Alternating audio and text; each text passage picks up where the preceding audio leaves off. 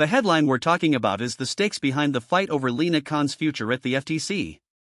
The debate started when LinkedIn co-founder Reid Hoffman said he wants Vice President Kamala Harris to replace Lina Khan as the chair of the Federal Trade Commission if she becomes president. That call has exploded on the left. Senator Bernie Sanders called it unacceptable, and Tim Wu, a Columbia law professor who worked for the Biden administration on antitrust, demanded the Harris campaign return Hoffman's donations. Lina Khan is probably the most consequential business regulator in the Biden era, and what happens to her chairmanship shows how anxious many Democrats are. How Harris would govern if she steps up. A president can't fire a FTC chair at will. The Supreme Court decided in 1935 that a president can only remove a commissioner for good cause, a word that means a policy disagreement isn't enough. A president does, however, have the power to appoint the chair from among the current commissioners, so if the administration wanted to, they could knock Khan off/API the top spot and replace her Philip with a colleague. That would be awkward, and it might set a precedent that a new president could reshuffle the agency's leadership without a new appointment from Congress.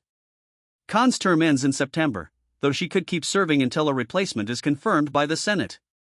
Confirmations take time, and if Republicans take control of the Senate in November, the Biden-Harris administration could get into a tough spot getting a different nominee approved. That flexes the politics behind the decision all the more complex.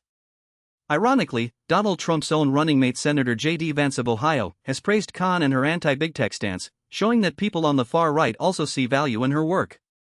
When DealBook asked an FTC spokesman if Khan would consider staying on as chair under a Harris administration, he said yes. Khan has never signaled that she wants to step down. From her law school days, she has wanted to permanently reshape U.S. antitrust law, and she has worked hard on that agenda.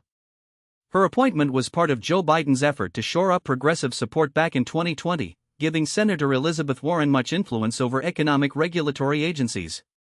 William Kavacic, who has served as FTC chair himself, told us that Warren was basically the gate decay for the administration when it came to appointments.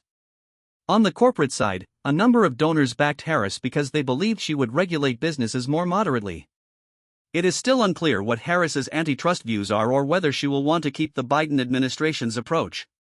Kavacic said, "I don't know if that commitment that Biden made to Warren is going to bind Harris," and added that the crucial question is what relationship she would have with the FTC and the broader assault on big tech.